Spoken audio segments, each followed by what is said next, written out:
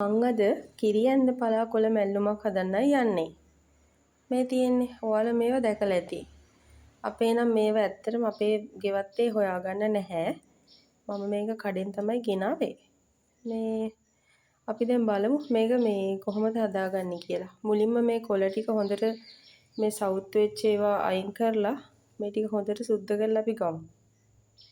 කිරියැන්ද පලා සුද්ධ කරද්දි මෙන්න මේ චූටි මලක් තියෙන ඔයගොල්ලන්ට පේනවත් නැහැ මේ අර ඒකේ මේ චූටි මල වගේම තව ටිකක් ලොකු මල් එහෙමත් තියෙනවා. ඒවත් අපි කඩලා අයින් කරන්න ඕනේ. ඒ වගේම තමයි මේ කොළවල පිටිපස්සේ මේ පිටපැත්තේ පණු බිත්තර ඒ වගේ දේවල් තියෙනවා. එතකොට සමහරලාට මකුළු දැල් මේ තියෙන මෙතනත් මල. මෙන්න මේ මල් එහෙම අපි කඩලා මේ අයින් කරගන්න. ඒ වගේ තමයි මේකේ මේ මෝරපු පැත්ත මේ පැත්ත ගන්න නැහැ.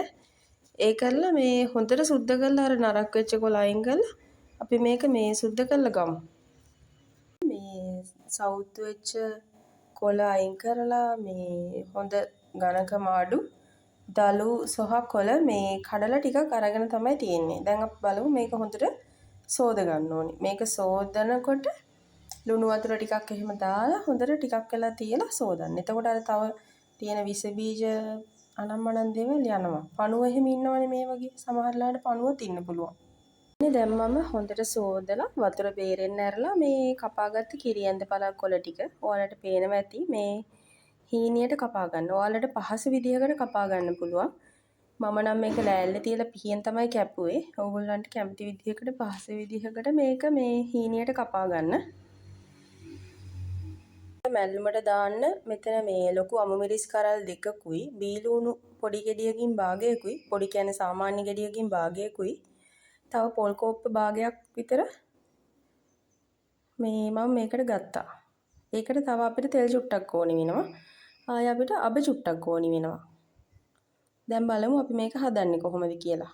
ඉතින් අපි මේ වගේ පෑන් එකක් හරි මොකක් හරි මැල්ලුම හදන්න සුදුසු භාජනයක් ලිපේ තියලා මේක ටිකක් වැඩි ගින්දරේ රත් කරගන්නවා. ඊට පස්සේ අපි මේකේ ගින්දර අඩු කරලා තෙල් චුට්ටක් දාගන්න ඕන. දැන් මේකට තෙල් පොඩ්ඩක් දාගමු. දැන් භාජනය හොඳට රත් වෙලා තියෙනවා. තෙල් ගොඩාක් දාන්න ඕනේ චුට්ටක් ඇති. තෙල් ටික රත් වෙද්දී අපි මේකට අබ ටිකකුත් දාගන්නවා. ඔයාලට ඇහෙනවද අබ පුපුරන සද්දේ? ඔයාලා ඉවර වුණාට පස්සේ අපි මේකට අර කපාගත්ත බීලුණු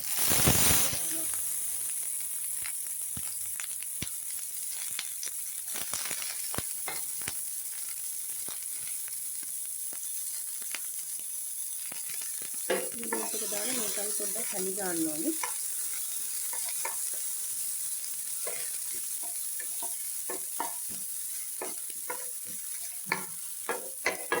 හරි.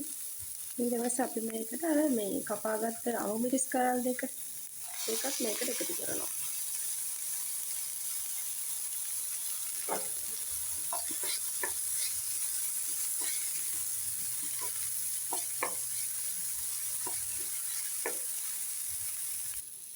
ඊට පස්සේ අපි මේකට මේ ගාගත්ත පොල් ටිකක් දාලා මෙහෙම පොඩ්ඩක් කලවම් කරගන්න ඕනේ. අපි දැන් මේකට මේ කහකුඩු ටිකකුත් දාගමු.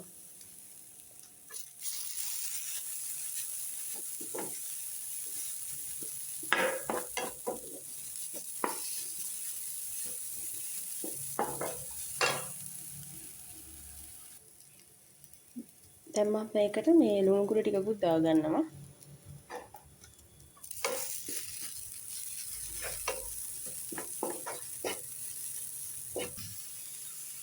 ඊට පස්සේ අපි අර හීනියට කපාගත්ත කොළ ටිකත් මේකට දාලා ඒකට මේ තව ලුණු කුඩු ටිකක් දානවා. ඊට පස්සේ අපි මේක හොඳට කලවම් කරගන්න ඕනේ. මේ තියෙන්නේ කලවම් කරගත්තට පස්සේ ලස්සන නේද? අපි දැන් මේක පොඩ්ඩක් කාලා බලමු ලුණු ඇද්ද කියලා. ලුණු ඇති. මේක තව ටිකක් අපි මේ චූටි වෙලාවක් තව ටෙම්පරාදු කරගන්න ඕනේ. මේ තියෙන්නේ දැන් මේ තව ටිකක් වෙලා ටෙම්පරාදු කරගත්තට පස්සේ මම තාම ගින්දර ඕෆ් කරේ නැහැ. මොකද මේකේ තිත ගතිය තියෙනවා.